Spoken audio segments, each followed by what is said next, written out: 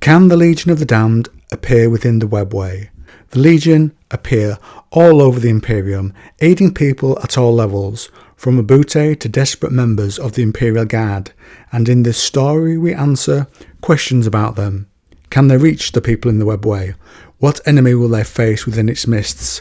And how does a member of a Xenos race react when they see the face beneath the armour of one of the Legion? Let's begin. The Imperial Guard are broken, on the run. The only thing that has been keeping them together is dead, their leader.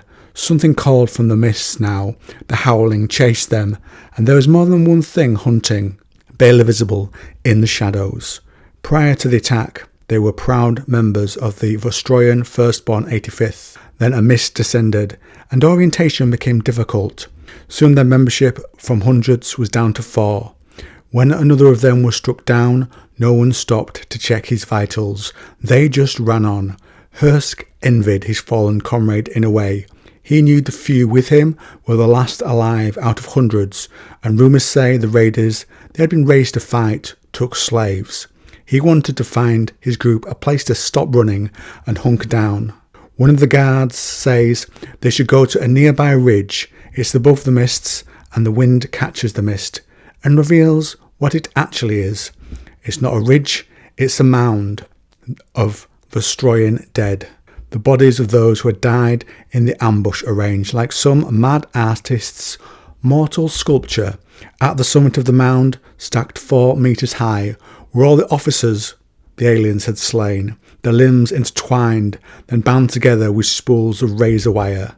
It had been hard to see at first, like a black smudge in the air, had somehow besmirched the view. Only when Ranev got up close and disturbed the corpse flies did they truly see. Commissar Rudinov, their leader, was the crowning piece. A spike struck through his pate. His gaping mouth and lolling tongue made him look surprised. Hursk wagered the Commissar had not been expecting it. A sick feeling struck all who saw it. Blesny gave up on hope, saying, "We're all dead men." They formed a circle out of desperation and faced outward. One asks Hursk what ammo he has left. It seems he is the de facto leader here. He knew of a summit of an old tower near him, a decent defensible position. As they talk, Olek is struck, losing his hand. Another blast hits him, and he falls, dead. Hursk takes charge, shouting, "Run!" Blesny and Ranev follow him as they moved, and they prayed. In the end, the tower loomed large, and Hursk had dropped behind the others. He's knocked to the ground, and when he wakes up, he finds a boot on him, and a voice seductively whispers, "Not yet, slave." It was a dark Aeldari.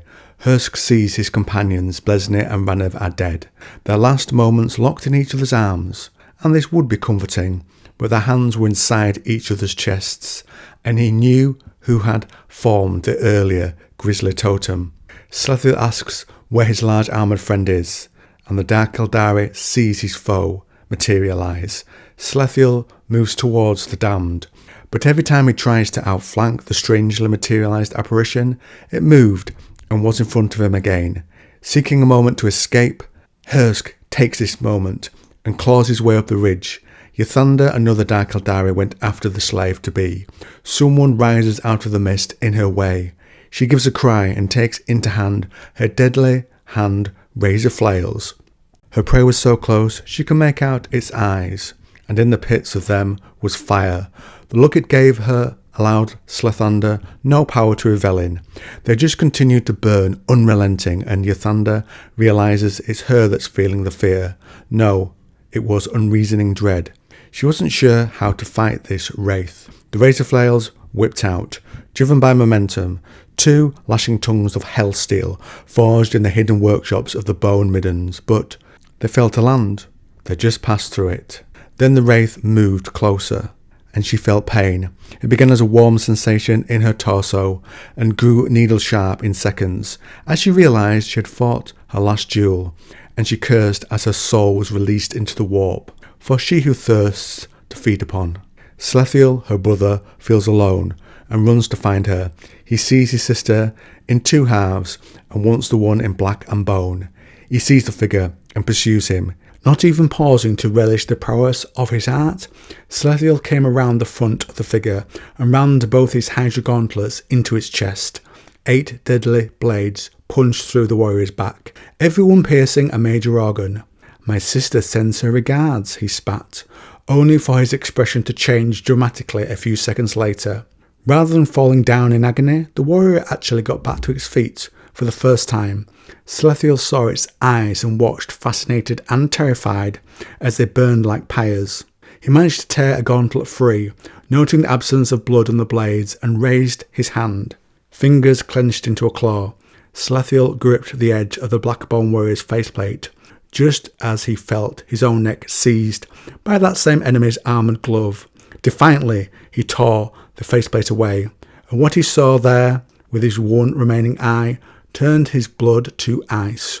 What little colour was left in the succubus's face drained away. It took his soul with it, and as Selethiel was literally scared to death, and knew at last the true meaning of fear. Hursk, the Imperial Guardsman, saw the dead alien drop to the ground, and he realised he could see through the mist suddenly. It's then the artificial mists began to part, and he sees an ornate balcony through it. Archon, Quelek, watches and claps at what he has seen. Some of Hursk's scrubbed memories began to return. There were others on the balcony, more of the Dark Eldar, courtiers and warriors, artisans and slaves. It was a cornucopia of the foul alien breed that had enslaved Hursk and his fellow Vostroyans. He recalls that this was the final act, and this was a subrealm called Nightspur. The aliens had fashioned everything, every detail, a perfect simulacrum, representing the place from which Hursk and the others had been taken. It was a game. He and the others had merely been part of the entertainment. Quelek is congratulated for the show he put on. The Archon was shouting down into the arena.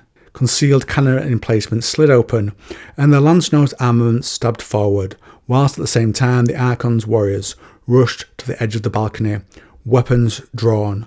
The Blackbone warrior was suddenly no longer by his side. It was standing on the balcony. Nor was it alone.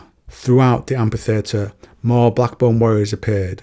First there was a squad, then 2, then 3, until the arena was overrun.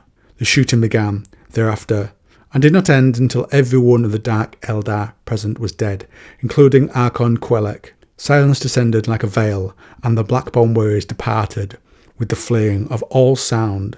Hursk was left alone.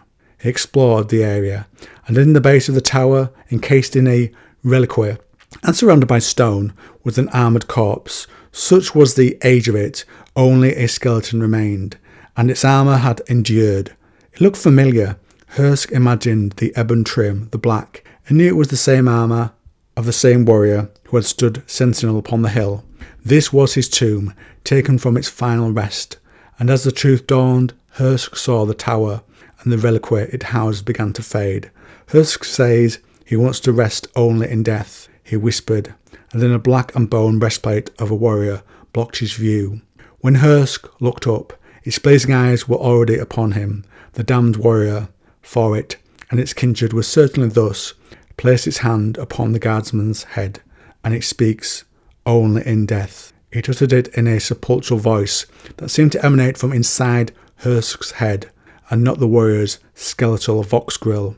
Understanding, Hursk closed his eyes, and as he muttered the benediction of Saint Nadalia one final time, he surrendered to the fire of the damned. I hope you enjoyed that short story. It was a nice little one that I came across quite recently at the time of recording, and I thought it'd be worth making into a video. And if you enjoyed this video on the Legion of the Damned or the Dark Eldari, try the link